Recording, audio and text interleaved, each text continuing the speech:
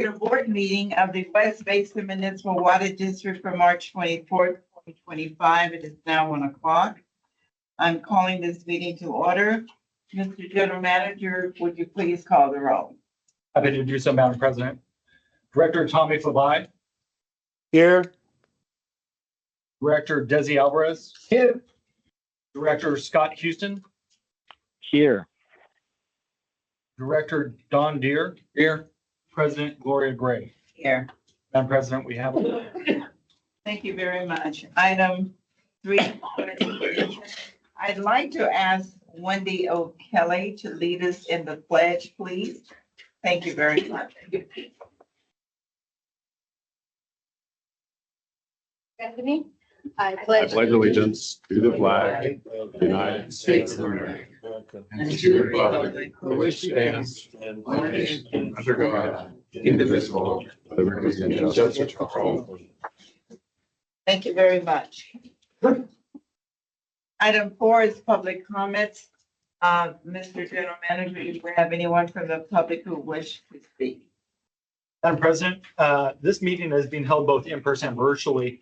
If there's any member of the public that would like to speak on items not on our agenda, please indicate so now by raising your virtual hand or submitting a speaker's card.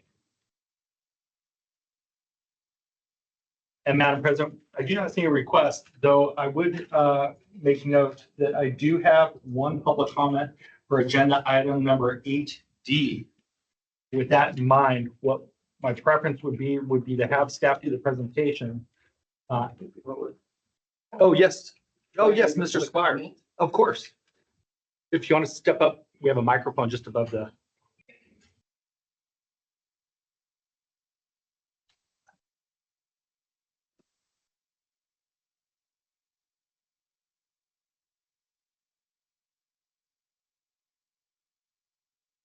Is it on or is it on or? It's on. Right. All right, pardon me. Lee Squire, Vietnam era veteran, U.S. Army, City of Downey, President and Board, subject First Amendment freedoms. March 29th is National Vietnam War Veterans Day. 2025 is the 50th anniversary of the end of the Vietnam War. 58,479 brothers and sisters never returned from Vietnam. We shed our blood in Vietnam defending the freedoms in the U.S. Constitution. I want to present to the Office of President what is called "It is the Soldier," and I'm going to read it now. It is the soldier, not the minister, who has given us freedom of religion. It is the soldier and not the reporter who has given us freedom of the press. It is the soldier, not the poet, who has given us freedom of speech. It is the soldier, not the campus organizer, who has given us freedom to protest. It is the soldier, not the lawyer, who has given us the right to a fair trial. It is the soldier, not the politician, who has given us the right to vote. It is the soldier who salutes the flag, who serves beneath the flag, and whose coffin is draped by the flag, who allows the protester to burn the flag.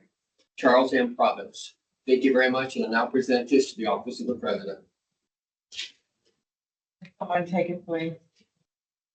Thank you very much, Mr. Squire. Thank you. Good. So, Madam President, with that concluded, the other item, as I mentioned, was related to item 8D. Their preference would be to speak during that item. And so we'll hold on to this public comment until All then. right, thank you very much. Anyone in the audience who would like? No one online, correct? That's correct. Thank you very much. The next item would be presentations, item 5. We do have a presentation, Mr. General Manager. Yes, of course. This is our Division 3 check event for the Rain Barrel Distribution Event Volunteer Group check presentation, Division 3. We have Lomita Sister City here today. And for this presentation, our very own director, Desi Alvarez, will be doing the presentation. Well, it's my honor today to recognize the Lomita Sister City Association. They were very instrumental in distributing the rain barrels in Division 3 this year. We had an outstanding event, gave away over 300 rain barrels in about 2 hours. was very well organized and their assistant was fantastic. The Sister City Association is a partnership between two communities in two different countries, and they typically exchange students between the countries and foster cultural exchange. And I'm very happy that I'm able to present this token of appreciation to them. So we do have a check in the amount of $3,000 to help compensate them for their efforts and assist them in their ongoing activities in fostering goodwill between their sister city and our two countries. So What's, with that, what's the sister city? you know, I am not sure. That's why I have been saying sister Maybe you city. can tell But us. when they come up, I will ask them. All right. So at this time, I would like the representatives from the Alameda Sister City to come up and join me in a few seconds.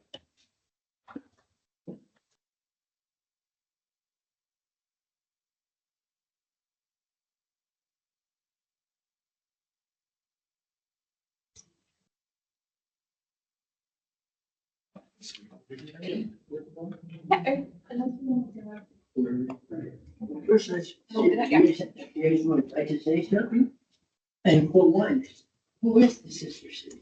So Alameda is a sister city with a city in Osaka called Takaishi City. And we've been exchanging students with them for the past 40 plus years. The program started in 1984. And since COVID, it's been a little bit slow, but we're hoping to send a few students over to Japan this summer. Right now, we have potentially 4 students. And they will travel between the end of July to beginning of August, depending on when the Japan side can receive the students. And then next year, 2026, we hope to welcome the same amount of students or maybe more, up to 10 students from that city to here and stay for approximately 2-3 weeks, depending on, you know, how we can plan out our schedules here. Awesome. That's big version over there. No, let's go back there. So the rest of the board-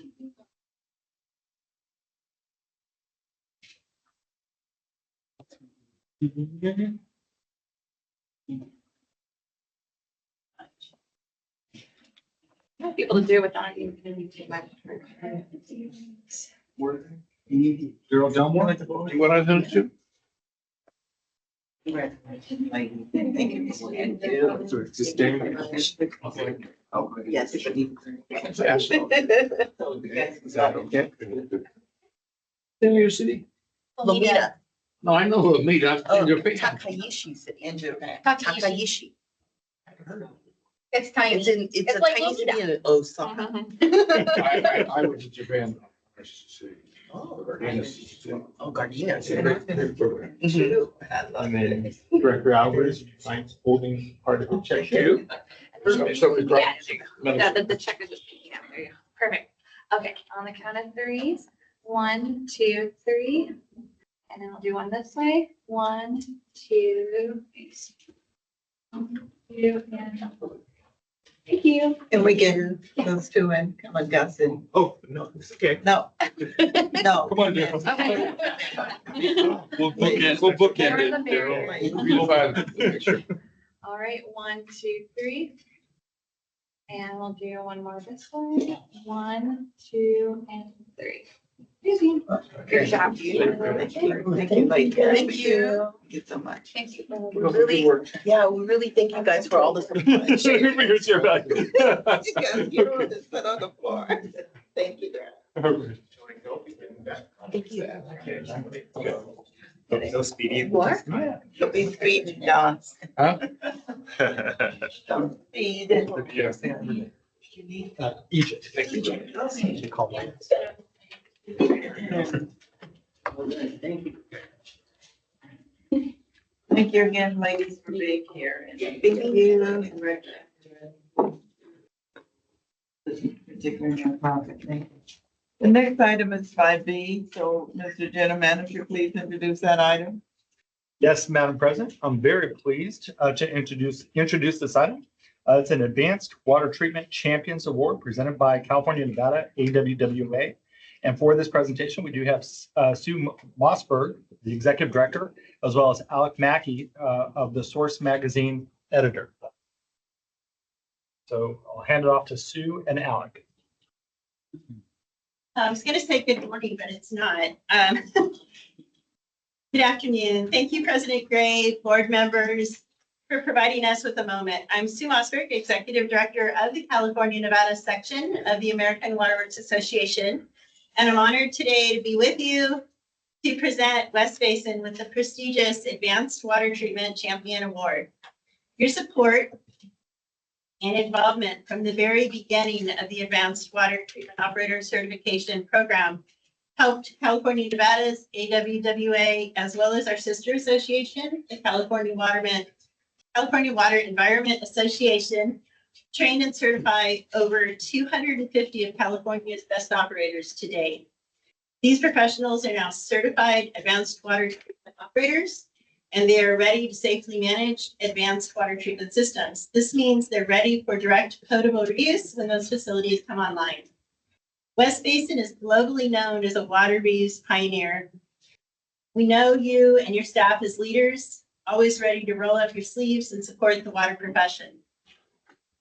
A few ways that West Basin has supported us include the following. You are, as I mentioned, one of the original AWTO, Advanced Water Treatment Operator Program funders. Your staff has stepped up to lead our committees, training events, conferences. And some of these leaders that I see in the room today even are Uzi Daniel and the operations team as association leaders, subject matter experts, training event organizers, and on-site volunteers. Eric Owen, the leader with the American Membrane Technology Association, Susanna Lee as well, are regional leaders in this region. The general manager, EJ Caldwell, was a past chair of our Water Utility Council, helping with legislative and regulatory issues. West Basin has consistently provided a beautiful facility for us to do advanced water treatment workshops in the Edward Little Training Room. You've supported industry-leading water efficiency and landscape rebates, like the presentation we saw even earlier. You supported the development of a diverse water workforce today and into the future, meeting those needs. And you've helped develop industry-leading outreach and career recruitment programs. Thank you for all you've done to the water profession to support us. We look forward to rolling up our sleeves, working with you shoulder to shoulder as we build the pipeline of skilled operators and we're becoming ready to serve our communities. I just wanted to take one brief moment to also kind of do a not shameless plug for our upcoming conference. We will be having a conference in 2 weeks, April 7th through 10 in Anaheim. And that technical program is strong and robust from the work that you and your staff have done to build those programs and to work on those projects that are going to be highlighted during that event. So in closing, congratulations on your Advanced Water Treatment Operator Champions Award. Let's give a big round of applause for our certified operators and to you, the West Basin Board of Directors. Thank you.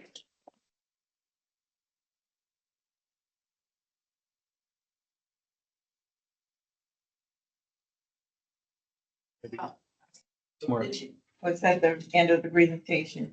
Let me just say, thank you both for being here. Thank you, Susan, for the presentation. Thank you for mentioning our members of our outstanding staff.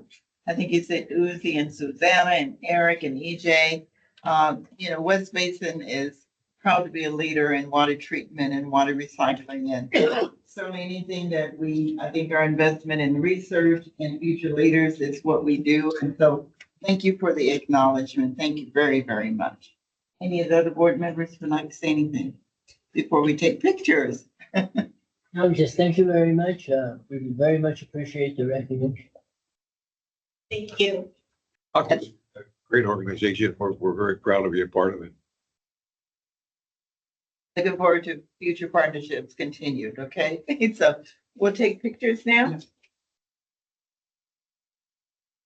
Beautiful award, it's different. Very good. Advanced water treatment. What's the O for? Operator. All right.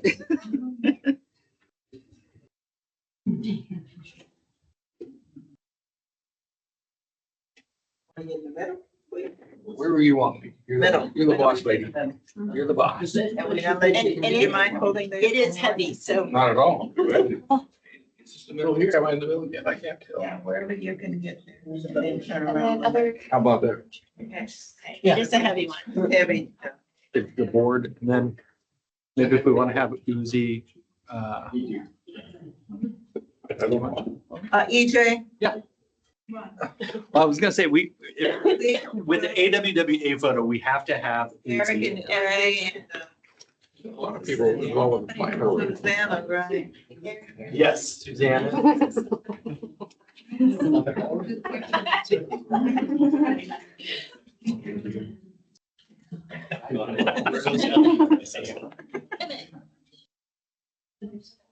She is. Susanna, do you mind going right in between, Gus over here? Get my, just like, foot down, like a little unbalanced. Yeah. Yeah, can you still go over there? And then if you don't mind screening out, Eric. Yeah, thanks. That's good. Why aren't you in the picture? Were you part Because of I'm not part of this. Do you mind moving that trend, just a hair? Thank you. Yes. Oh, he's already. I can pretend certified. You are. We knew he stayed certified. Yeah, I think I'll be good. All right. Are you ready?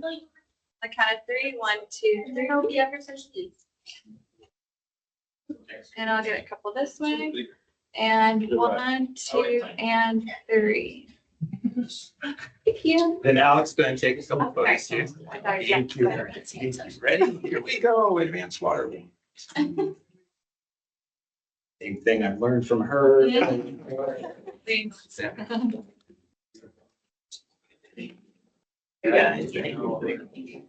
Thank you very much. Okay, let's take this from Don. Oh, what you- You want to take? Sure. You got it, because Thank you this is heavy. Yeah. Oh, thank you so much. Thank you so much. Okay, all right. It's good. Thank you. That Thank you. Directors of Provide and Director Houston, I'm sorry you're not here. All right. Okay, next item, 5C. Yes, Madam President, I'm very pleased to introduce the item. It is Women's History Month.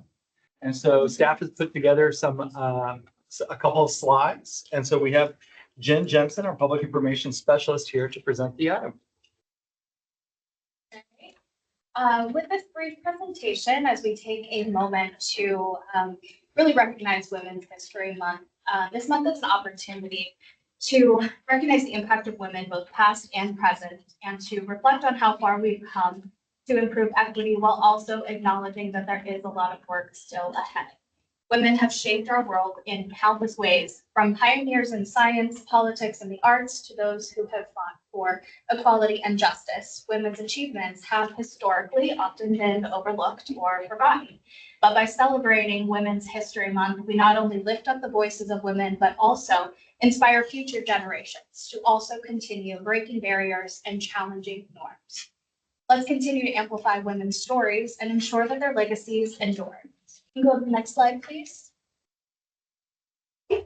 On this concluding slide, West Basin remains committed to recruiting and hiring qualified candidates in a fair and equitable way, supporting the district's mission to maintain diversity, inclusion, and equal opportunities in its workforce. The chart on the slide is from West Basin's most recent workforce diversity report and shows the representation of women employed within the district. This representation serves to inspire the next generation of professionals, fostering talent, leadership, and growth within our organization and See, the women are in the majority now. And that concludes our presentation. Let me first thank you for the presentation and excuse me. And thank you for the acknowledgement of Women's History Month this March. We did I think we did accommodation or we did some kind of recognition last month, but this actually is the month. And just to highlight some of the things in your presentation, because I think it's important to note that you mentioned diversity. And diversity, I think, is very important. But I think the key thing is that we have very, very qualified women who we employ here and who work here. They are here because they deserve to be here because of their qualification and their work ethic. And so I want to make sure that everyone knows that, that I think anyone who works here is qualified because we have a very robust um, recruitment as well as process for hiring. And so diversity is very important because I think that's outreach for me is diversity, making sure that everyone has an opportunity. But the bottom line is to make sure we hire the best and the brightest. And I think that we have done that here at West Basin. I've been here for for at least 16 years, and I've seen men and women come through here that are very committed and to their job, and they have the best skills, and I think we're the best employees. I want to highlight some of the qualities of women, and I certainly believe that these are qualities that women do have. Leadership. We see a number of women in not only in this industry, but others that are that are great leaders. They're leaders in every capacity, every industry that you can think of. Collaboration. I believe that we are inherent collaborators. We believe in inclusivity and collaborating with folks. Problem solving. We love, at least for me, and I know many of us think this way. We love to solve problems. We're in the business of solving problems. We really do. Inclusion, I talked about that. Innovation, I think we have the brightest people in the United States that are innovators, men and women. And so we're always thinking ahead. Advocacy, we're very passionate about what we believe, whether it's childcare or water or education. We're very passionate and we're the best advocate when we're in your corner on an issue. Teamwork, I think we work great with as a team member. We're nurturers, so we believe in bringing people together. Mentorship, that's very important. I think as an elected official, or as you and your job to mentor someone to follow you. You don't have to be elected to make sure there's somebody in the pipeline that you can reach back and say, this is something you should do. We just got an award for, water treatment operators. Make sure they're in the pipeline, right? So I think that's important. It's great to know that here in West Basin that our capacity in terms of the people who work here are more women. I think it was 51%. So we do have a balanced team, and so I'm very proud of all of you here who work here. And happy Women's History Month. Remember, we've come far, but we have a lot more to do. So thank you. And any board member would like to speak, or anyone board member online, I'm sorry I forgot you guys before, but anyone who would like to speak. I have said before, as a history teacher, I believe we are in a century of the woman. We've seen changes in our society throughout the world, actually, where women are much more prominent and responsible than they had been in the past. And taking more of the situation, very proud of West Basin and very, very proud of our workforce, especially our women workforce.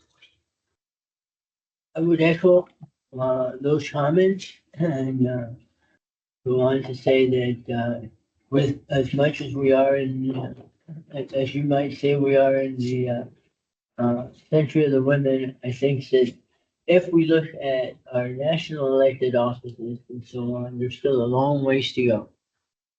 And I would like to see that progress continue to be there. Thank you. Director Provine. Can you hear me? Yes, did you have any comments? We're just acknowledging Women's History Month. Yes, I just wanted to say happy Women's History Month. I can say from, our membership and delegates that actually came out here to Sacramento for our IBW visits, we actually have 100 delegates here, but 30% of the delegates are women. And, I'm just proud just to work alongside our counterparts and our women in the IBW, and then as well as our women that are in the workforce at West Basin. So I just wanted to say thank you to all the women that what you do and all the hard work that goes unnoticed, and then the hard work that you actually do for West Basin. Thank you. Thank you, Director Provine. Director Houston? Thank you, Madam President. I want to echo all the comments that have been said, and of course, thank you that the district does acknowledge it's Women's History Month. There's many great strides that have been made over the history of our United States, and yet, as was mentioned in the presentation, there's much more to do, and we can never sit on our laurels.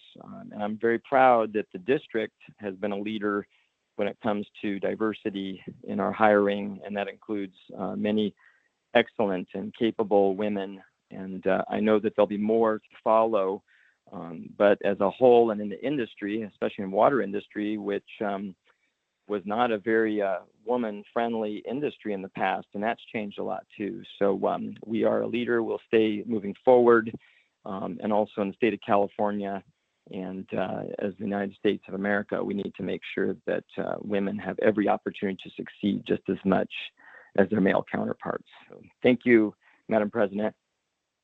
Thank you so much for your comments, all of you. All right, thank you. We will move on to the next item. Item 6, items to make the agenda. Staff has no item to be agendized. Okay, item 7, consent calendars. Do we have any items to be pulled from the consent calendar? Madam President, I would like to have item 7D2 and 7D6 pulled, as well as 7E. Okay, let's repeat that. 7D 2 and whatever, and 7D6 and 7E. and 7E. Okay. We are pulling 7D2, 7D6, and item E, correct? Mhm. Okay. And can I have a motion on the rest of the items to be considered? Is there a second? I'll second. All right. Will you please call the roll? Director Tommy Fabai, Yes. Director Desi Alvarez, Yes, with the exception of no votes on 7D1, 3, 4, 5, 7, 8, and 9. Repeat it again. No on 1, 1, 3, 4, 5, 7, 8, and 9. okay. Director Scott Houston, Yes. Director Don Deere, Yes. President Gloria Gray. Yes. Okay, the motion passes.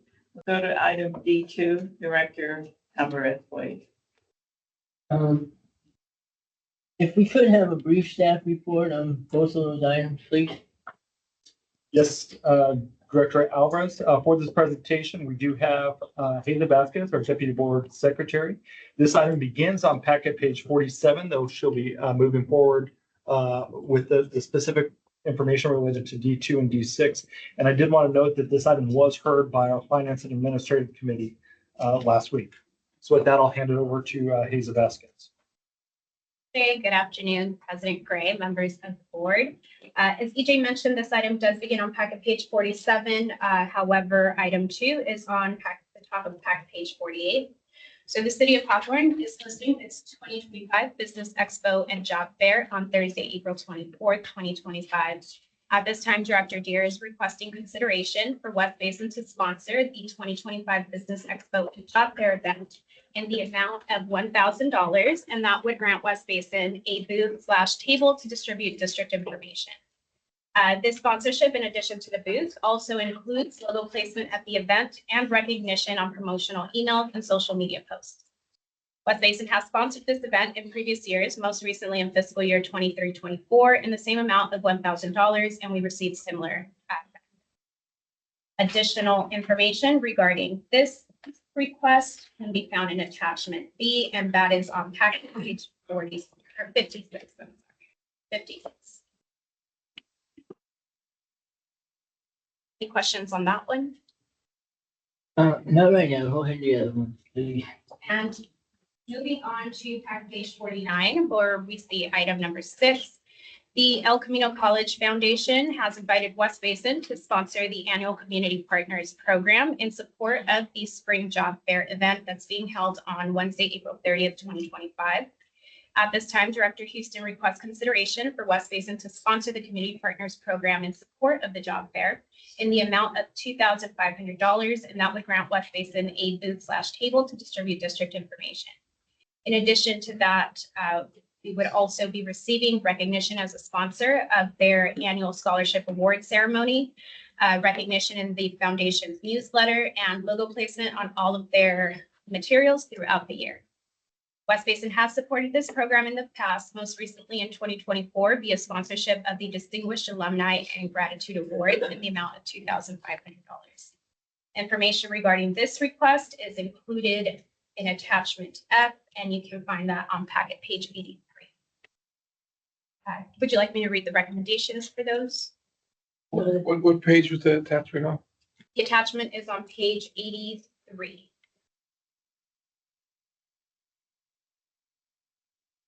So then going into the recommendation, and if you're following along, that's on packet page 51. Director Dio recommends that the board approve sponsorship of the City of Hawthorne's Business Expo and Job Fair 2025 being held on April 24th, 2025 in the amount of $1,000.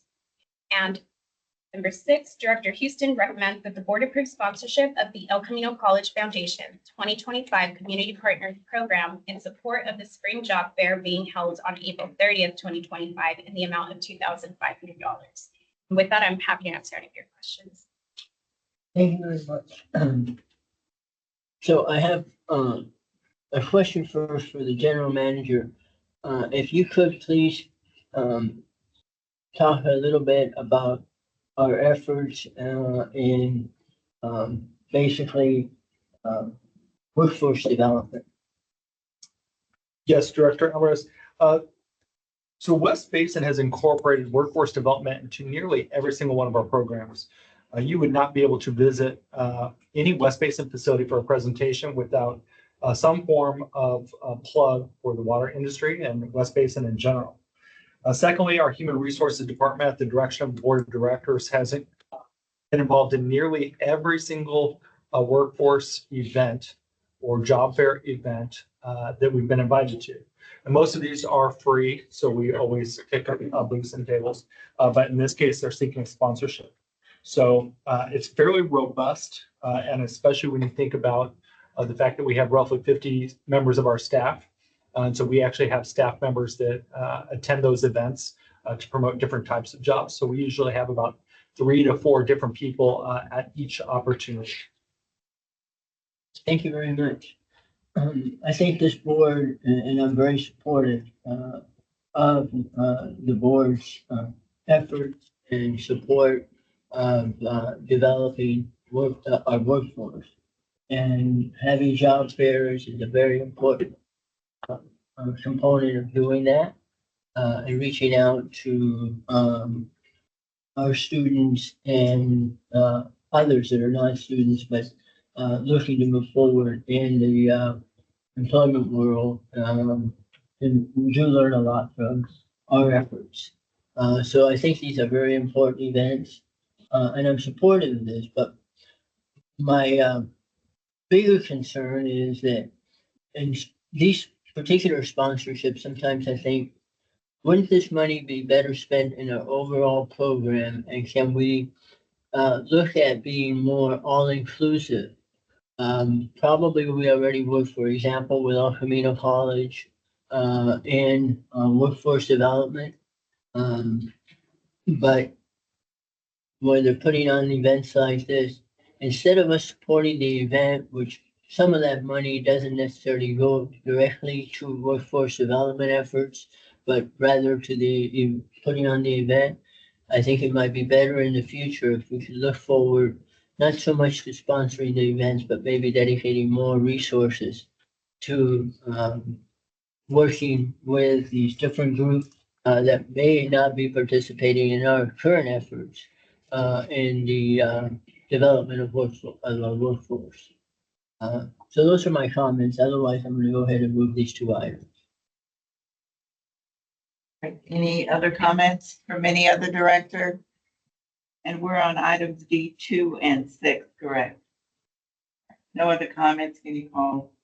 I'll go ahead and, I'll go ahead and Director, second, you- I believe. Yeah, I'll second the motion. I think I heard Director Alvarez moved it. Is that correct? Yes. If we have a So I'll second, so I'll can you call? second. Thank you. Okay, thank you, Director Houston. Can you call the roll, please? Director Tommy Fabai, Yes. Director Desi Alvarez, Yes. Director Scott Houston, Yes. Director Don Deere, Yes. President Gloria Gray. Yes. Right, item, I think it's E, item E. Director Alvarez. Well, I'll spare the presentation of the one, and this has two parts to it. The first, and I'll speak to both. The first part is a sponsorship in the amount of $1,400 to the Society of Women Engineers, LA Professional Development Conference. And I appreciate that this is Women's Recognition Month, and we did that Women's History Month, and we recognized that earlier today. But I'm concerned a little bit about this particular item only because, one, we've never sponsored this in the past, so I'm not quite sure what the impetus is for having it placed on the agenda. But there are an awful lot of different societies out there, engineering societies. And I think when we start promoting these, where do you stop? So the Society of Women Engineers is one, but there's a whole ton of them. There's the National Society of Black Engineers. This is Society of Hispanic Professional Engineers. There's the American Society of Civil Engineers. There's Tau Beta Pi, which is the Engineering Honor Society. There are hundreds of these societies available. And so if we start sponsoring any one event, then it should be more difficult for us to say no to the future requests for sponsorships. And it just, I just don't see it as a worthwhile investment to be selective about it. I think that there are some groups that our staff is involved with and the district sponsors, and those have been traditional groups, and I'm not quite sure what they are, but I'm not speaking so much to those, but bringing in these new ones. So I will make the motion that we do sponsor the Society of Women Engineers LA Professional Development Conference at this time. All right, is there a second on the motion?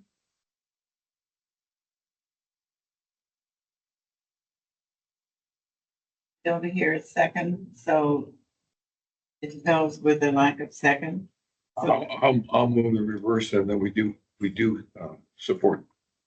so there's a motion on the original Okay. motion item. So is there a second on that? I'll second that. I will second that. Okay, Director Houston seconds it. All right, read the original motion, please. We'll do that the SWELA's Professional Development Conference be held on April 25th, 2025 at the Arizona State University California Center, Broadway, in the amount of $1,400.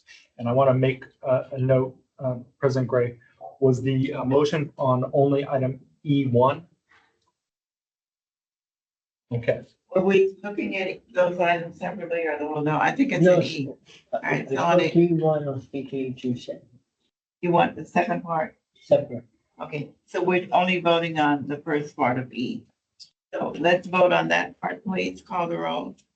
Director Tommy Provide, I'm kind of confused. Okay, you can read the motion to you, Tom, Director. Okay. Read him the one we're voting on. Director Provide, the motion is in support of item E1, the SWELA's Professional Development Conference to be held on April 25th, 2025 at the Arizona State University California Center, Broadway, in the amount of $1,400. That's what Okay, we're got it. voting on. What's your Got it. vote? Yes. Director Scott Houston, Yes. apologize. Director Desi Alvarez, No. Director Don Deere, Yes. President Gloria Gray. Yes. Okay, that motion passes. We'll go to the second part of item E. So can you read the second part? Recommendation is that the board consider 2024-2025 district sponsorship for the WRD Water Replenishment District 15th Annual Groundwater Festival to be held on May 3rd, 2025 in the city of Lakewood in the amount of $3,000. Director Alvarez. Right, my comment on this is that WRD's has an annual event. West Basin has an annual event. WRD's annual event is the annual Water Festival, which we're considering sponsoring now. And West Basin's annual event is the Harvest Festival, which is held in the fall, typically October, and which WRD sponsors. And I think that basically what we do is exchange checks. And that's been the tradition here for a few years. So I think it would be best if we could just, in the future, just agree that both agencies respect each other's events and that will provide the other agency with a booth and a logo display opportunity and an opportunity to present at the respective event, and that we don't have to exchange checks every year, which is what we're doing. We give them $3,000, they give us $3,000. Seems to me that that's kind of something that can be avoided. But given that we are where we are today and they did sponsor our event in last fall, in October, I will go ahead and move that item forward. Okay, that's the motion. Yes. Okay. Mr. General Manager, please consider the comments. We can discuss it in committee. Will do. Comments, okay. So let's, there's a motion on the floor. We need a second. On the Second. motion. All right, any discussion, further discussion? None. Can you please call the roll? Director Tommy Provide, Yes. Director Desi Alvarez, Yes. Director Scott Houston, Yes. Director Don Deere, Yes. President Gloria Gray. Yes. Thank you very much. We will now go to item F. Mr. General Manager, please introduce that item. Madam President, I believe that item F, G, H, and I were all approved as So part of the that's part of consent. that action item. Okay, let's go to, is it eight? 8A. Thank you. 8A. Yes, Madam President, this item is to ratify the 2025 standing committee appointments. And for this presentation, we have Desiree Quintero, our Manager of Administration. Good afternoon, members of the board. Ratification of the 2025 Standing Committee appointment can be found beginning on packet page 318. West Basin Municipal Water District's Administrative Code, as it relates to the president's duties and powers, states that the president will appoint members of all standing board committees. These appointments must be ratified by majority vote of the board. With the appointment of Director Tommy Pavai, President Gray has recommended updates to the Engineering and Operations, Finance and Administration, and Public Information and Education committees. The new appointments would be as follows. Engineering and Operations, Chair Desi Alvarez, Member Tommy Pavai, Alternate Gloria Gray. Finance and Administration, Chair Scott Houston, Member Tommy Favai, Alternate Desi Alvarez. Public Information and Education, Chair Tommy Favai, Member Scott Houston, and Alternate Desi Alvarez. The Water Policy and Legislation and Ethics Committees would remain unchanged. With that, I would like to read the recommendation that the board consider ratifying the 2025 Standing Board Committee appointments as proposed by President Gloria Gray. Thank you. All right, thank you. Is there a motion on the recommendation? I move. I'll say, Second, Any discussion? Any discussion on the recommendation? Just note, I think that all the appointments are the same as last year, and which was to accommodate everyone's wish, every board member. So with that, let's vote on the item, please. Director Tommy Favai, yes. Director Desi Alvarez, yes, Director Scott Houston, Yes. Director Don Deere, Yes. President Gloria Gray. Yes. All right, thank you. The motion passes. Item 8B. Yes, Madam President. Item 8B is to consider a sponsorship of fiscal year 2024-2025 community outreach event. And for this presentation, we have Haza Vasquez, our Deputy Board Secretary. Okay. Hello again, President Gray, members of the board. This item begins on packet page 320, and I have just one item for your consideration today. The El Segundo Rotary Club is hosting its annual rubber ducky festival on Saturday, May 3rd, 2025, and that does take place during the City of El Segundo's annual hometown fair. Director Houston is requesting consideration for West Basin to sponsor the annual rubber ducky raffle in the amount of $250, and that would grant West Basin both a speaking opportunity for a district representative at a future Rotary Club meeting, as well as an advertisement of awareness. West Basin previously sponsored this event in fiscal year 23-24 in the amount of $250, and we received similar benefits in the form of an advertisement. Most recently, West Basin also supported the Rotary Club by sponsoring the Movie in the Park event that was held in August 2024 for the amount of $500. Additional information regarding this particular request is included in attachment A, and you can find that on packet page 322. Approval of this sponsorship in the amount that's been requested today would leave a remaining balance on that budget of $23,600. For details on the breakdown of that, you can look to attachment B, and that's on packet page 320. Now I will read the recommendation. Director Houston recommends that the board approve sponsorship of the El Segundo Rotary Club's annual rubber ducky raffle being held on May 3rd, 2025 in the amount of $250. And with that, I'm happy to answer any of your questions. All right, any questions? If not, can I entertain a motion on that? I'll move approval. Second, There's a second. Thank you. Any further questions? Any questions? If not, please call the roll. Director Tommy Favai, yes. Director Desi Alvarez, no, Director Scott Houston, Yes. Director Don Deere, Yes. President Gloria Gray. Item 8C, please. The motion passes. Yes, Madam President, this item 8C, is related to renewal of electricity generation analysis and direct access agreement. And this item was heard by the Engineering Operations Committee on March 19th, and there was a question as to the recommendation of staff. And so we do have Jason Kung here, who's available for the presentation, but we would seek direction from the board as to whether you wanted to see the full presentation or to zero in on the question that was asked.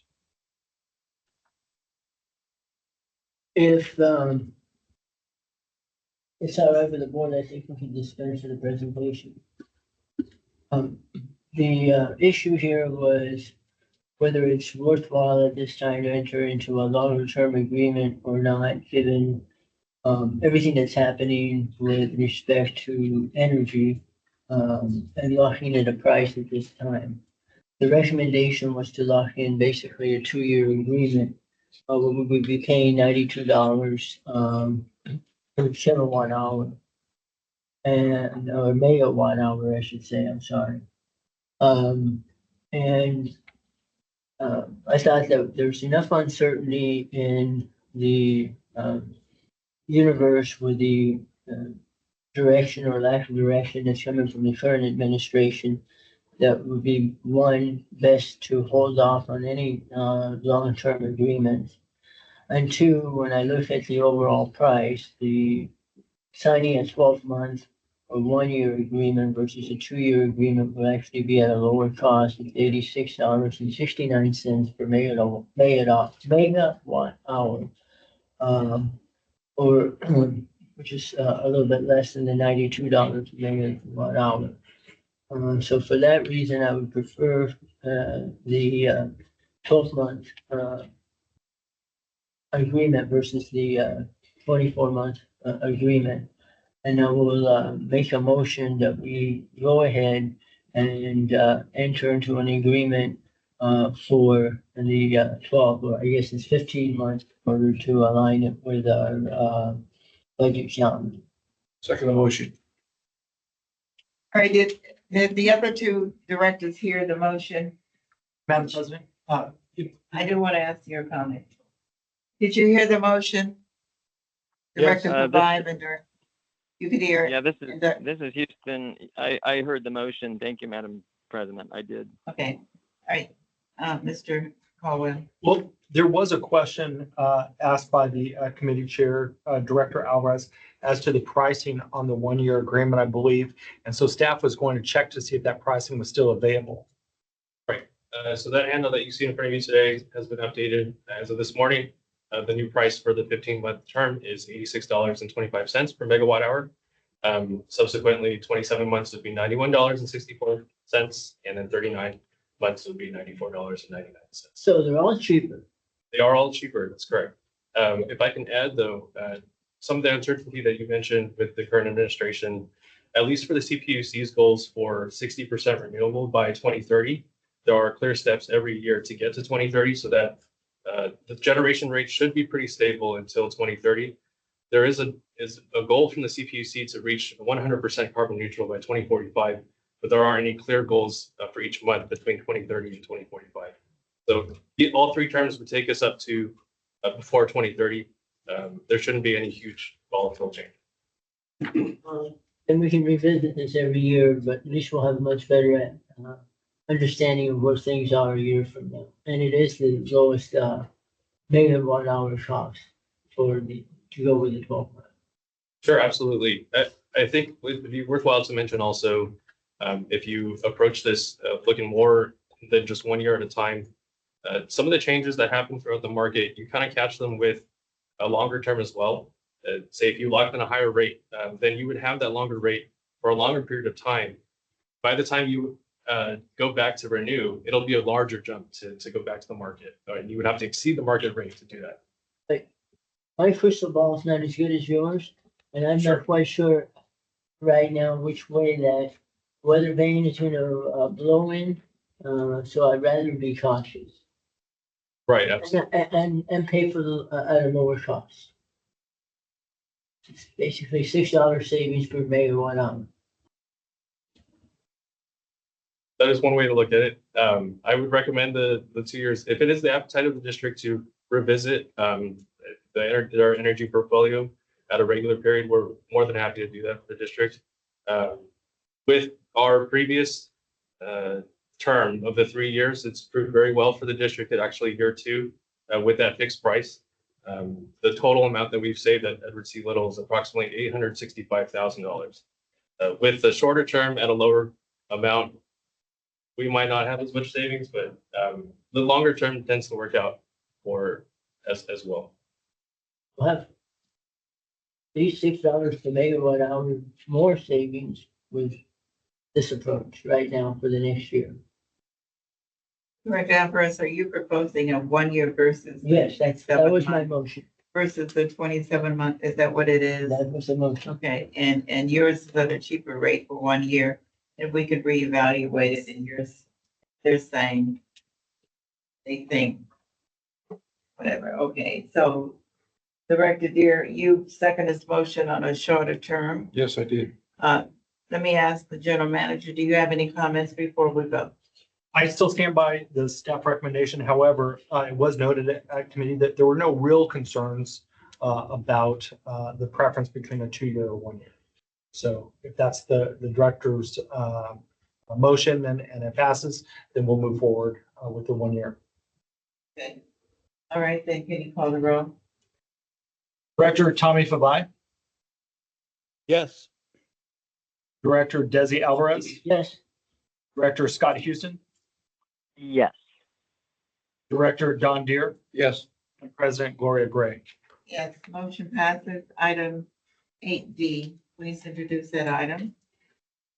Yes, thank you very much, Madam President.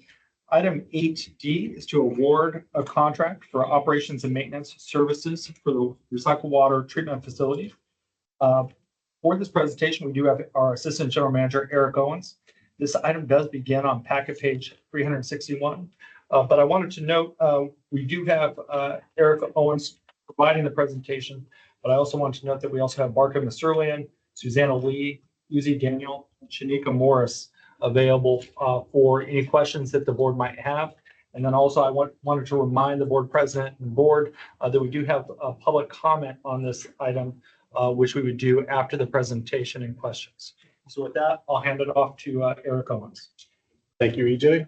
Good afternoon, Madam President and members of the board. This item, actually, I'll jump straight into the presentation, which is on page 404 of the packet and is also available on the screen in front of you.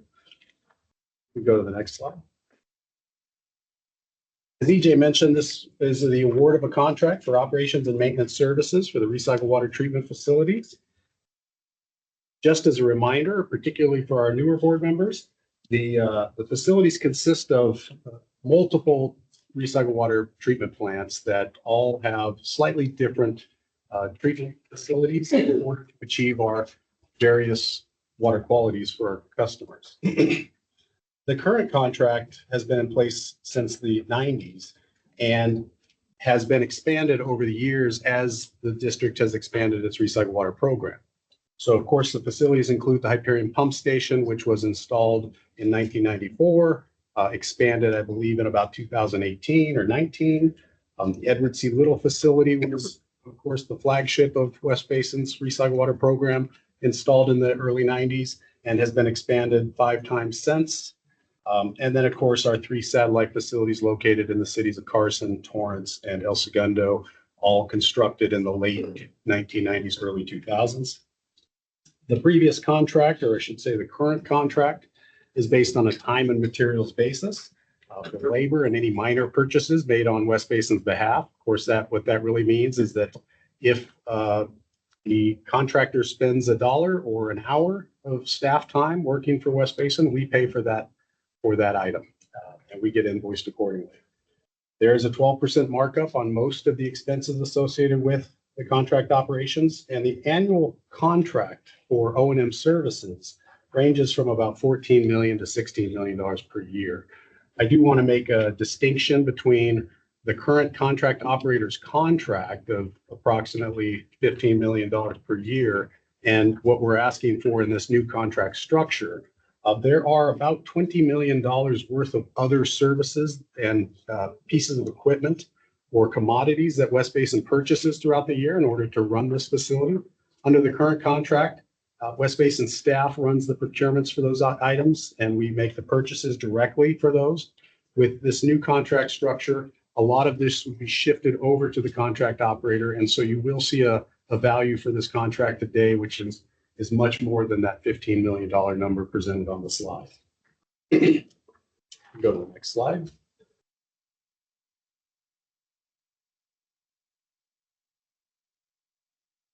All right. What you see here in front of you is simply the timeline for the procurement process. You'll recall that this really began in 2023. In July of 2023, this board voted to form an ad hoc committee that would investigate all things related to the O&M contract. In December of 2023, the board approved at the ad hoc committee's recommendation a for the district to initiate an RFP process. It's a request for proposals to perform a competitive procurement of these services and go out to the market. In September of 2024, the district had prepared the RFP and presented it to the ad hoc. Of course, it went before the board for approval to release that RFP to the industry later that month, and the RFP was released on October 7th, 2024. It was advertised for roughly 2.5 months. Right before the holidays, proposals were due.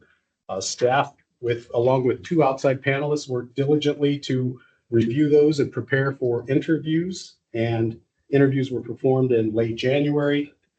In that time, it has been just a feverish back and forth with the ad hoc committee. You can see here that we've met several times. And of course, staff came before this board in February with a recommendation to negotiate a contract with Jacobs Solutions. And as a consequence of that negotiations, we are here today to talk about a contract for the Jacobs team.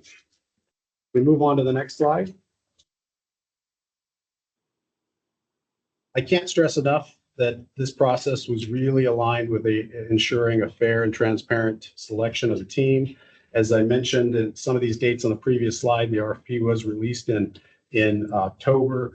Our procurement department initiated a blackout period, which really meant that no one was allowed to discuss, no staff member was allowed to discuss this contract with any potential proposers or respondents without the presence of the procurement team at that same meeting. So there were really regulated meetings that allowed us to engage with the industry, such as site visits that occurred during that advertisement period, but there were no external conversations allowed between our staff, our evaluators, and the industry itself. The proposals all came in December, as I mentioned. We had an evaluation panel consisting of 6 people. That was 4 internal staff and 2 external panelists. 1 panelist from Golden State Water, as well as 1 panelist from the Orange County Water District.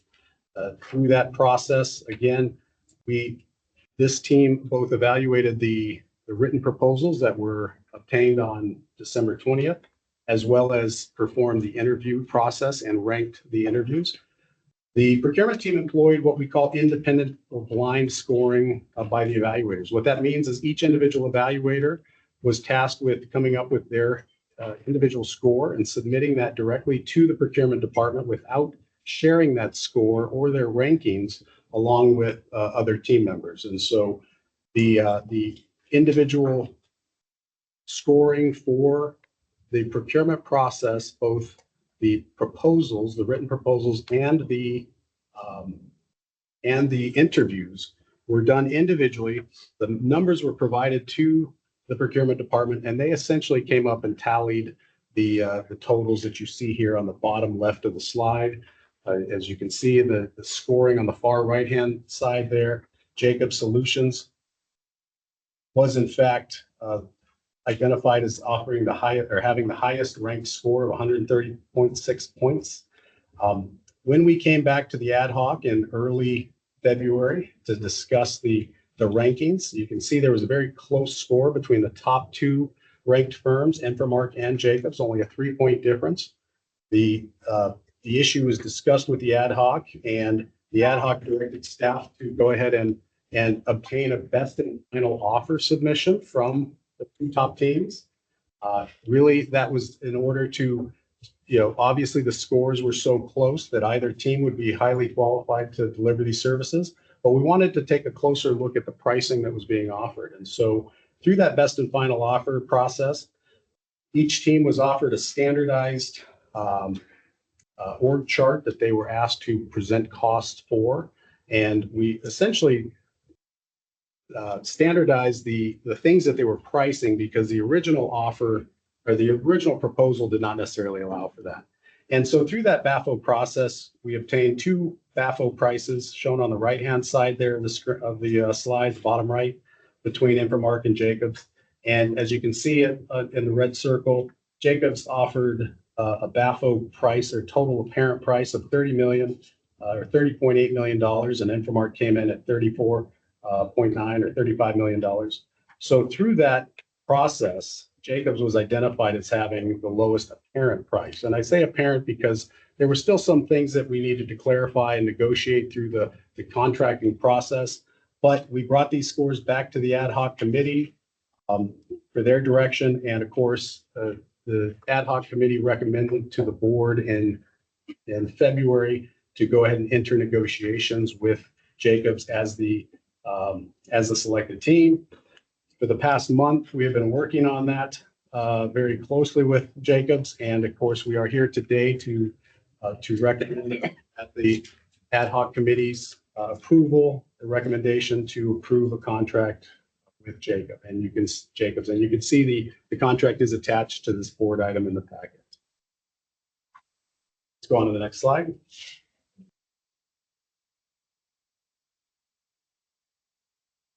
As I mentioned, this is a very different contract structure than we've had historically. This is a transition from that time and material structure to more of a mixed fee model. What that really means is that the fees that the district will pay annually and of course each month are going to be broken down in between a fixed fee and a variable fee. And the majority of the items that we pay for each month will be a fixed fee, and that includes, as shown on the screen, a management fee, an operations fee, and a fixed maintenance fee. The fixed maintenance fee is really for those preventative or predictable types of maintenance that are to be done on all of the equipment at our facilities.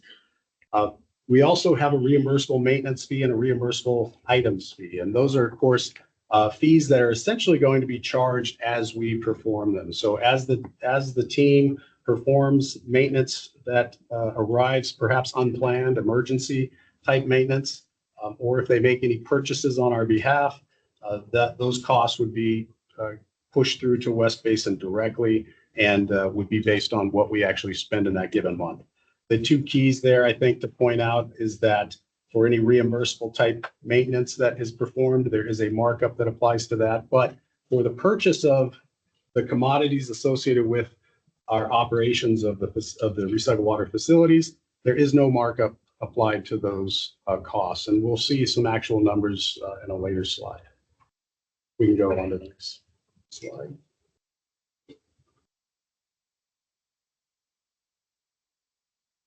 One thing to note about this contract is it has a very robust key performance indicators and performance requirements. Our historical contract was fairly light on requirements from the contract operator. And so in this situation, under the new contract, the scope of services that they've signed on for will have very specific performance requirements surrounding demand satisfaction rates. What that means is if water is available to be produced or called for by the customer. So for instance, if the refinery customers are calling for a specific demand on any given day and it's achievable, then the operator needs to be able to provide that. And so there is a structure to ensure that they achieve those demand satisfaction rates throughout the contract period. This contract will have annual targets for regular planned maintenance. The board may recall that some of the historical issues associated with our treatment plant is deferred maintenance or planned maintenance just not getting done on a timely basis, which of course enhances our number of breakdowns and equipment failures that we experience throughout the year. And so this contract will require the operator and maintainer to perform regular planned maintenance all throughout the year. And of course, just having water quality requirements within this contract to ensure that the operator is on the hook, as we are to our customers, for the water quality that is being produced and sold on West Basin's behalf. In addition to those three specific targets built within the scope of services, we have over 21 KPIs. There's just two of them shown as an example at the bottom of the slide. The noteworthy thing here is the structure of those KPIs. You'll notice there's a clear performance objective, measurement of that objective and what frequency it's being performed, and then of course a financial penalty if that objective is not achieved by the operator. And so there are 21 different KPIs that will all play a role in making sure that the services that are owed to West Basin are delivered to West Basin. And we can go on to the next slide. This new contract structure is going to offer West Basin significant cost savings and efficiency in our operations. Some of the key financial improvements we're going to experience, of course, are a reduction in the maintenance variability. As we perform more of that fixed or planned maintenance, we do expect over the 5-year period that the amount of variable or unexpected, unplanned maintenance will decrease, allowing us to have a more predictable budget associated with the maintenance costs for these facilities. As I mentioned on the previous slide, there's a performance-based incentives to drive efficiency. So the operator, not just through those KPIs, but there is some financial incentives built into this contract whereby if they perform better, they will actually be sharing in some of the savings that they would bring to West Basin. An example of that is here on the latter 2 bullets on the slide. Through the guaranteed chemical consumption that is written into our contract, they've identified for sodium hypochlorite alone, a potential $880,000 worth of savings just on one chemical usage. Similarly, they believe that they have some buying power that West Basin does not, and they may be able to get many of our chemical prices down. In one case where they've already started talking with their vendor about a 20-cent reduction or 21-cent reduction, that could result in over $700,000 of savings to the district. So a lot of potential here for savings. And of course, the contractor is actually on the hook for these chemical consumptions shown in the table that if they do not achieve those, West Basin will be credited an amount based on how much or how far off they are the guaranteed unit consumption. We can go on to the next slide.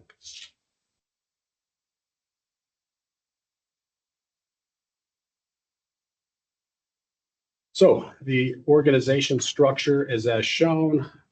In dark blue are the number of full-time equivalents that would be on site working for West Basin.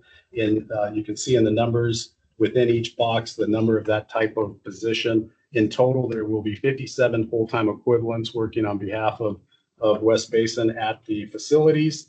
It's important to note that hearing the board's input from our previous February meeting, there is some language written into section 7.1 for the transition portion of this contract, whereby the operator will have to do everything they can in order to ensure retention of staff that want to stay working for West Basin at our facilities. And so they're going to work very closely through the transition period to make sure that that anybody that wants to continue working and fits the structure and the culture that they're bringing in will have a position moving forward. The contract also ensures corporate and technical support hours. If you see in light blue in the org chart structure, that represents the number of hours that this contract will allow West Basin to have access to for external services or support from other areas of Jacobs' company. And of course, what that allows for us is to basically benefit from Jacobs' broader network of subject matter experts that they might have working elsewhere in the country. And of course, any lessons learned from operating other facilities, we can actually access those experiences and that knowledge directly through this contract with approximately 2,800 hours of services provided within this price structure. And we can go on to the next slide. So here comes, we're nearing the end. So after the negotiation process, we have worked with Jacobs to not only ensure a scope of work and a structure, an organization structure that they can succeed with, but that also offer West Basin sufficient sufficient success on our side with cost savings and efficiencies. And you can see here that each of those fees I touched on at the beginning of the process are broken out by the labor or other costs associated with that particular fee. We're showing the markup that ultimately Jacobs would make there for the total. And of course, if you sum all that up, we're looking for a total contract value of $31,522,503. And as I mentioned, this is significantly more than the current O&M contract by itself. But as we'll see in later slide. This is consistent with what we are paying for all of the equipment and labor for under a variety of contracts that we have today. One thing I would note about this slide is the contingency. While we are asking for a contract value of 31 million, we are also asking the board to approve a 10% contingency because there are things that we certainly can't guess at or predict and that might happen this year. And we'd be expecting to go over or under some of these categories, and we want to have the flexibility to be able to continue authorizing Jacobs to deliver these services on our behalf. And so the board approval that we'd be seeking today is closer to $34.6 million.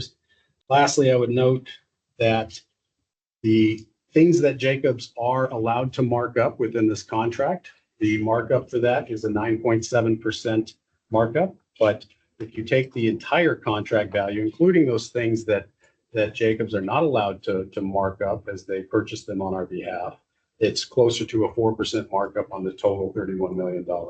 And of course, this is for 1 year's budget.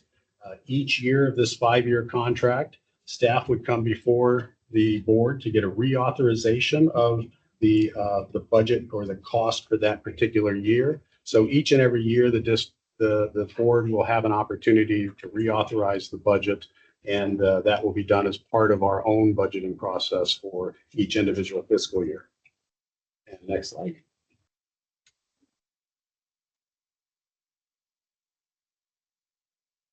I'd like to show this comparison here. As you can see on the left-hand side of the center column titled Jacobs BAFO, that was the pricing structure offered as part of the best and final process that ultimately led us into negotiations with this team. The negotiated final number for the contract that we are seeking today is 31.52 million. So not very far off what their best and final offer was. As it turned out, we ended up really just needing to clarify some of the assumptions and details that were put in their best and final offer, and ultimately landed pretty close to where they had come in, and still significantly lower than the alternative BAFO offer that we had from Infomar. And of course, I can't highlight this enough. I've said it a couple of times. In the far right-hand column for the O&M costs, these are the costs that we ultimately put forward for our O&M for our recycle water program. This includes both the current operator contract as well as the purchases of chemicals and membranes and other things that we're asking through this contract for the new operator to actually go ahead and purchase on our behalf. And so all in, we do expect or anticipate there being anywhere from $3 to $6 million of savings just because we've gone through this competitive process. And so you will see that, I think, in the coming years, not only through this year's authorized budget, but with those incentives that we have built into this contract, we anticipate additional savings on chemical and energy may be had in the coming contract term. We can go on to the next slide. Just some final wrap-up benefits of the contract as a whole. I've touched on many of these, but it's that cost stability, that operational efficiency, and financial accountability for this operator. And this contract will encourage continuous performance improvements, not just in year one or improving from last year, but every year of their contract. They are expected to improve in certain areas. The contract will allow for future performance-based incentives, as I mentioned, chemical and energy. Really, it does position West Basin for success and improved costs associated with our recycled water operations. And then lastly is that visibility of those annual costs. The board will reauthorize that total contract value each year as part of the 5-year contract or term. And we can go on to the next and final slide. The recommendation that staff is presenting before you today on behalf of the ad hoc committee is that the ad hoc committee recommends that the board authorize the general manager to enter into an agreement with Jacobs Project Management Company for an operations and maintenance services agreement for West Basin's recycled water treatment facilities, subject to approval as to form by district council in the amount of $31,522,503 for the first agreement year, plus 10% contingency for a total not to exceed amount of $34,674,753. And that concludes my report, Madam President. I'm happy to take any questions. Thank you so much, Eric, for the report. Do you want to go to public comments now and let the board consider? Yes, I'm happy to do that. Request from Jacobs. They do have some representatives here today. We do have Greg Fisher, our Executive Vice President of Operations and Facility Services. We have Jim Hunnelman, Vice President of Business Development. Steve Carpenter, Project Manager. Sokna Sim, Assistant Project Manager here in person. We also have Rich Nagel, Vice President, Executive Sponsor remotely. And so with that, I'd be happy to introduce Mr. Greg Fisher. Okay, Mr. Fisher. Thank you. Thank you. Madam President, board, staff, let me first of all congratulate you on a very robust procurement process. Honestly, one of the most robust ones and comprehensive that we've ever been involved in. And I give that many thanks to the staff and led by Eric and team. You should be really extremely proud of this project because you have one of the most treasured water recycling facilities in the world. We operate throughout the country and through the world. There is no other plant that produces 5 customized, fit for use water qualities. You truly are, as I think was said earlier today, one of one. Jacobs is honored. Let me repeat that, very honored and humbled to be and thrilled to be recommended as your new contract operations partner. As we see it, this is a true partnership. This partnership, first and foremost, starts with and ends with people. This is a people organization, and we're bringing people to the team to serve you, the board, and the staff. And the utmost importance, is the staff currently at the ECLRW facilities and the satellite facilities surrounding it. Without them, we can't do this work. They will continue to be of our highest priority. One of the first tasks that we're going to take on is collaboration and establishing culture. I think you've heard that from before from Eric, I think in his presentation. That really is the core of our business is culture, transparent communication, and bringing clarity to our partnership. We see this new contract as a teaming aspect with you and your staff. I think Eric mentioned on this a little bit ago about your KPIs, 21 KPIs, very extensive, very robust in the industry. And we look forward to working, with you as a partner. We're also going to hit the ground running as our team collectively brings over 50 years of experience in the industry at facilities, much like this one.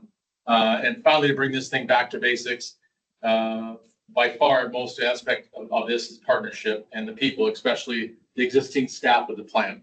We have every intention to retaining and working with the staff as we proceed forward with this contract.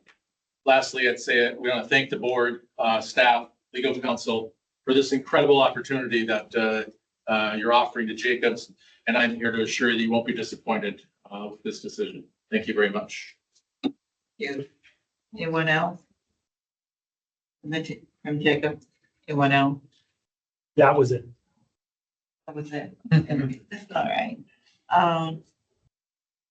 Board members, comments before we entertain a motion? Well, let me start off by first thanking the staff, the process team. I mean, I had a discussion with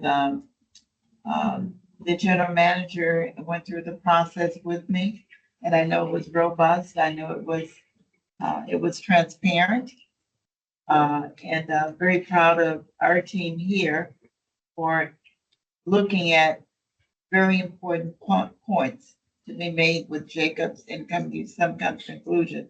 I want to thank the board ad hoc team, and that was Director Alvarez, and initially it was Harold Williams.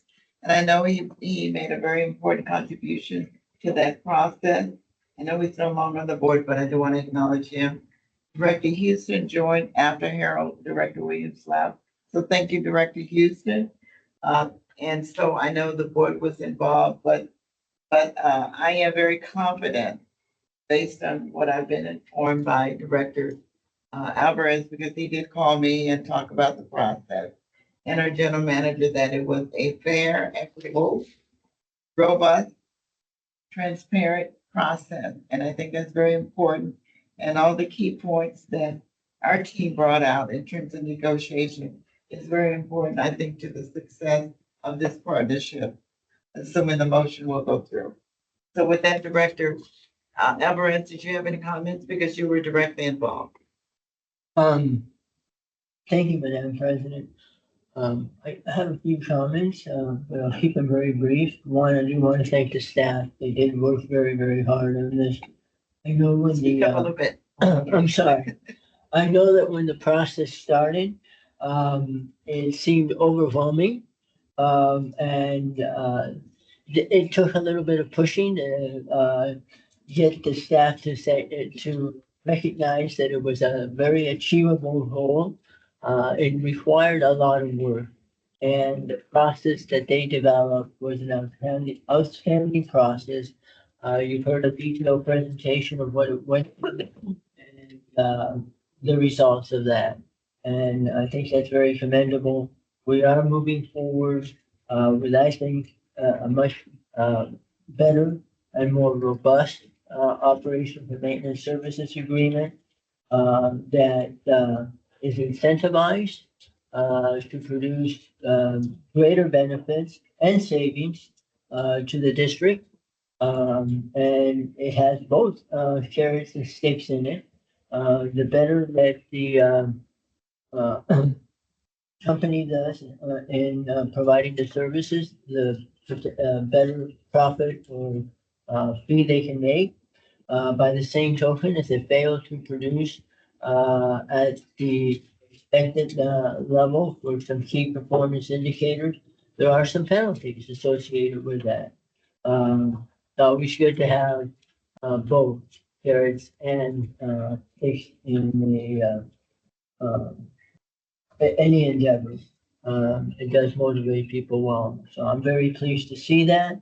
I do think that we have learned a lot from the managing an existing maintenance contract at 30 years in service, and was entered into at a time when things were much different, and did not go through the type of robust development and methodical attention to details and requirements that this particular agreement went through.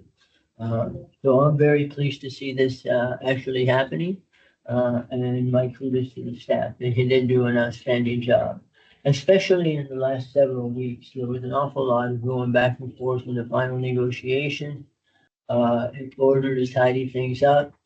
I know that the ad hoc committee met a couple of times in just 2 weeks with staff because of those negotiations. But they were basically working, maybe not 24/7, but very close to it. So thank you very much. Really do appreciate all of your efforts. Thank you, Director Houston. Sure. Thank you, Madam President. I would, in part, of course, echo Director Alvarez's expressions and sentiments. I also want to truly thank Director Williams, so both Director Alvarez and Director Williams, for guiding this process once the board authorized it. I'm really glad that we are here at this point today. This has been thoroughly vetted. It's been thoroughly transparent, and I want to thank everybody who did, of course, put their bids in and participate, as well as our evaluators, and ultimately our staff, because we pushed our staff extremely hard to get to this point, including in the last month to 2 months. And they stepped up and they made this a priority. So thank you, EJ, and your executive team. This is a very big step for West Basin. And I'm also grateful in the big picture that I think that it will show dividends for this water district. At the end of the day, we are responsible to our constituents, our ratepayers, and I think that this will be a very big value add with all the necessary indicators that we've included, as well as ways to evaluate it. So I do want to congratulate the Jacobs team, but also thank you as you're preparing to move us into this new realm. We all have a lot on our plates, but this is a very big deal for this district. So thank you to everybody involved. Thank you, Director Houston. Any other director, Dr.? I just want to say I agree entirely with each of the comments made by my colleagues. And it's Director there. Thank you, Director there. Director Provide, any comments? Yes, I have a question for General Manager EJ, and then maybe council can jump in. But I have a question on the contract when it comes to, the workforce, right? I'm all about the workforce, and I seen the number 57 employees that's going to be affected by this contract there in El Segundo. And I understand that, that number may change, it may fall under a little bit. But I wanted to ask the question to EJ. EJ, is there any commitments when it comes to, the workforce, having a representation when it comes to either joining a union or not? Yes, thank you very much, Director Provide. That was a question that was asked at our last board meeting, and hearing the feedback from the board of directors, staff and our legal counsel did incorporate some language into the agreement to address that. And I'll have Eric Owens maybe provide an overview of what that language was. But I would also tell you, Director Provide, that I had an opportunity to speak with Mr. Fisher just last week on Friday, and we talked a little bit about this process, and I wanted to make it very clear that culture, family, true partnership, our workforce there on that site is extremely important to West Basin. We have staff members that are over there that have actually worked their entire career and have been there since the opening of that facility. So that is our number one priority. So with that, I'll hand it over to Eric to talk a little bit about the language that was incorporated related to retention as well as labor. Thank you, Jay. Director, so as I mentioned in the presentation with respect to retention, there is specific language that really mimics what Greg said here today, right? That they need to work with West Basin and the outgoing operator to retain any staff on site that really wants to stay working for West Basin, right? Within reason, obviously, because they do need to hire a team that's going to deliver success for the district. But they're absolutely encouraged, and it is a contractual requirement that they take that seriously. With respect to labor organization, while the contract remains neutral on the idea of Jacobs becoming an organized labor system or company, it does allow for a renegotiation of the fees. So I guess to clarify, the contract is very explicit that this fee is based on non-labor or non-union staffing. But should the staff on site decide to organize and become part of a union, then Jacobs has the opportunity to come back before this board to renegotiate that fee, which would be, I think, the limiting factor would be, West Basin ultimately compensating them for that increased price. And so we do have a mechanism within the contract to allow for that. However, the contract does not go so far as to require it or otherwise offer an opinion about it. Thank you for that. Yeah, thank you for that. Can I ask a question to Greg Fisher from Jacobs? Director Yes, Greg? you may, Greg. Yes, please. He's at the podium. Go ahead. Yeah, thank you, Greg, for being at the podium. But I have a question for you, and it's more It's more when it comes to, respecting the culture that we have here in Los Angeles County and especially here in the city of Carson, that we respect the workforce. I come from a background of being in the IBW for 27 years and respecting the workforce to, have the rights to negotiate a contract with the employer and to sit down and collective bargain is really, key issues to me as a board of director. And I hope that you commit to that with this contract when it comes to giving the opportunity to have these employees be represented by a union. Of course, this is not going to happen within a month or a couple of months, and it may be down the road. But I'd like to just add that reporting back to the ad hoc committee or to the full board on on negotiations when it comes to that would be something that's dear to me. So I appreciate your comments, on this part. Thank you. Let me ask for that, maybe two different answers for you. I think EJ brought it up a second ago. Our business is made up of people. Business is made up of culture. It's deeply important to me and our company, because if you look around our industry, projects we do is not about making widgets. We make water with our people. And I think that's really important is our culture, making our culture somewhere where people want to come up and show up every day and be part of it. Our tenure with our company, we have people that have been with us for nearly 50 years. So we don't have a lot of turnover, and that's on purpose because our culture is strong. So that's deeply important. I think that's one of the things that we're going to work on right away is understanding, we have a lot of folks that used to work here, and Soka being one of them, and, and Steve Carpenter, our project manager, is very familiar with the facility. But it's going to take some time for us to understand, I think, the culture, what, is here and how we blend those cultures together to make it stronger. That's one answer. On the other answer of union, what I can say is that we operate plants that are both non-union and union. If that's what the staff decides to do, of course, we'll accommodate accordingly, and we have staff to deal with that at the right and proper time.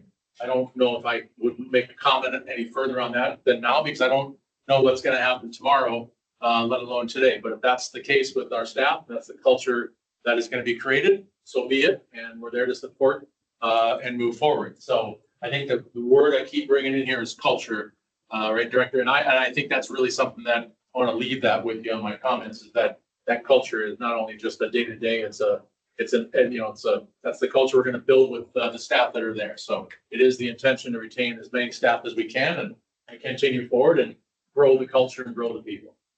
Did that answer your question? Yeah, thank you for your comments.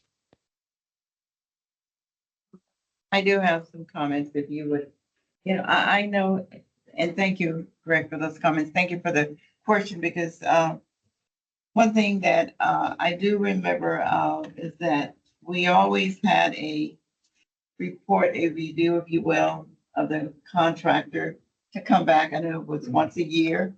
And there were certain things that the board was interested in making sure we discuss. Culture is one. And it's great we have someone on our board who is a union person. I am a union person too, even though I went into management, but I retained my union dues for, I won't tell you how many years. So I do believe in preserving workers' rights. So I do believe that. I support the union. But I also want you to think about reflecting the community when you look at your hiring practices. And that's something we always talk to that contractor about. When you look at hiring folks, not only union folks, and that's great, but also reflecting diversity, because we serve a diverse community. It's just not one particular culture, it's many cultures. And so for me, that's important too. So when we do have the review, if it's once a year, I assume that's in the contract.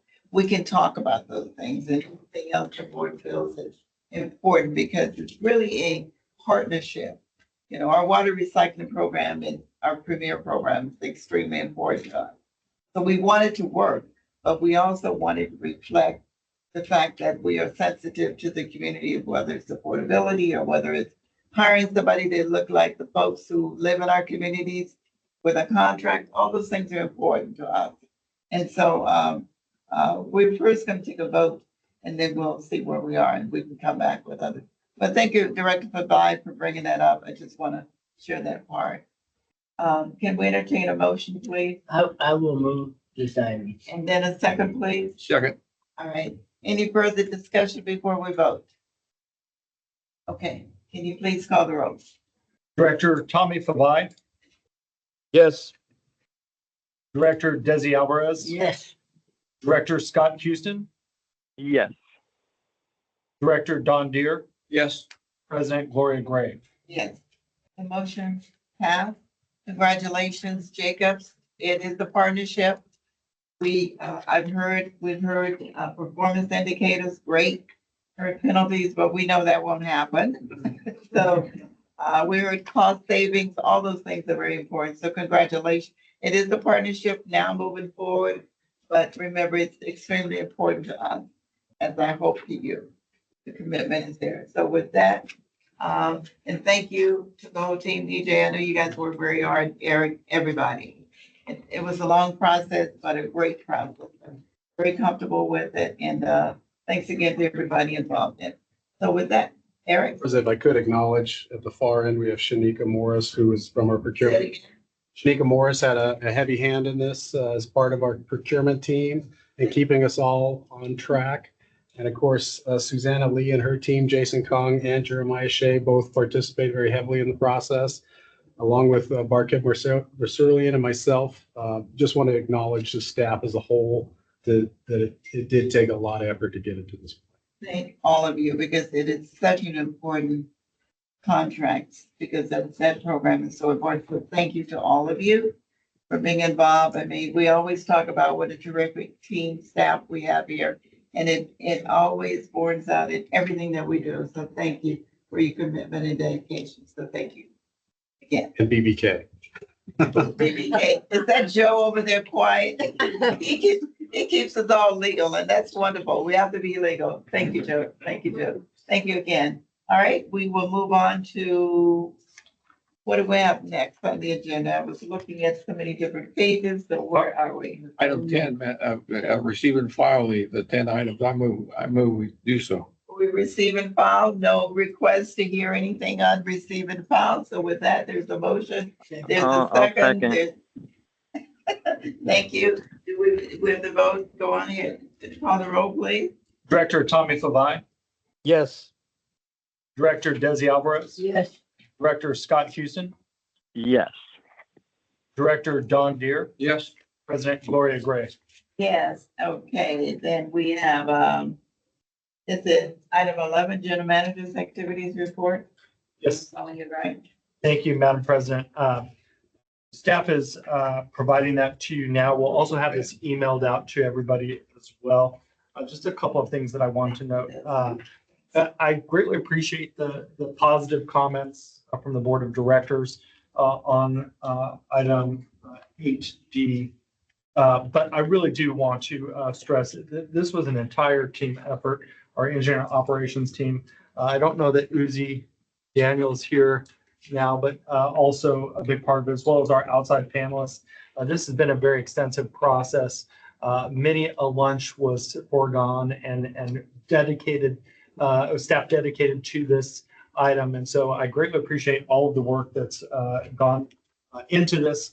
And I'm very excited about what this agreement will bring to the district in the future. Secondly, I wanted to note that we've had the pleasure of having Janelle and Kyan Sato with us, leading our education efforts with West Basin for many years. And Janelle, I don't know if there she is in the very back. Janelle will be leaving West Basin to join the Water Replenishment District to specifically work on workforce development. Something that I had a chance to discuss with her last week. I plan to ride their coattails and be partners with Water Replenishment District in our workforce development effort. And I know that Janelle will be leading that, so I'm very excited that West Basin will continue to work with her, but she will be sorely missed. And with that, the general manager's report is somewhat lengthy. I'll allow you to read through that. If you have any specific questions or items you'd like to discuss, I'm happy to discuss this offline. So thank you very much. Thank you very much. Janelle, one question, why? It's hard for me. You know, congratulations to you, and it's great to know that we will continue to have a relationship with you. So thank you for your hard work. General Counsel's report, Madam President, I don't have anything specific to discuss. no closed session. Great, no closed session, okay, AB 123 for reporting compliance. Director Provide, any reporting? No, Okay, thank you, Director Houston. Okay. No closed session, correct? All right, great. Director's comments? Director Deere? Very efficient meeting. Thank you. Thank you, Director, Alvarez? Other than, again, I just want to thank the staff, and I'm very happy to see that today we have moved forward, taken a big step forward with the operation.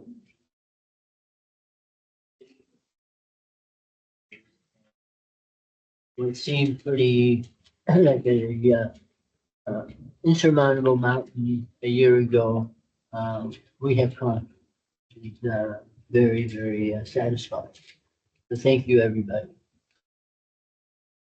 Director Provide? I just wanted to say thank you to all of the staff, EJ, and everyone for this momentous, item that's moving forward for the new operator at the facility in El Segundo.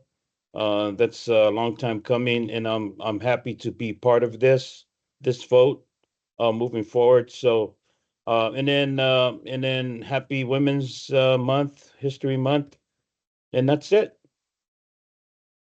Thank you. Director Houston? Director Houston? Is he still on? He's not on? Okay. It's with mixed emotion that we will adjourn the meeting today. Some of you may know that Director Houston's father passed away, I believe, a little over a week ago. His name is Daryl Stephen Steve Houston. So we're going to adjourn the meeting in his memory. I do want to read just a few highlights from his obituary. Daryl Stephen Steve Houston was 75 years old when he passed.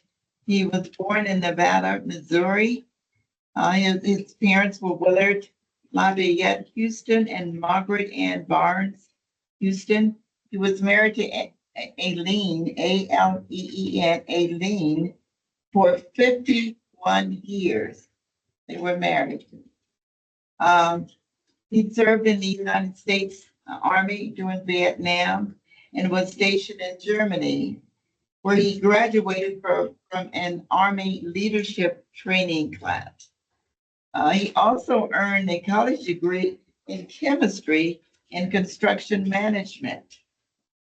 He and his brother Stuart loved farming and cattle ranches, so they began buying land when they were 19 years old. And so he built a family farm legacy. He loved classic rock, and he enjoyed watching concerts and movies with his children. He had a quiet spirit. Oftentimes you could see him sitting out on the porch and enjoying the view of his farm. He was a hard worker and a man of integrity, character, and faith. He attended the West Liberty United Methodist Church with his family. In addition to his wife, Aileen, Steve is survived by his children, Scott Houston, Director Houston, Jenny Houston, his daughter, Melissa Houston, his daughter, and his other son, Travis Houston. He was preceded in death by his parents and another daughter, Melanie Ann Houston. So with deepest condolences, we extend to Director Houston and the entire Houston family. So we will adjourn this meeting in memory of Daryl Steve Houston. Thank you. The meeting is adjourned. Thank you for being here. Thank you, everyone.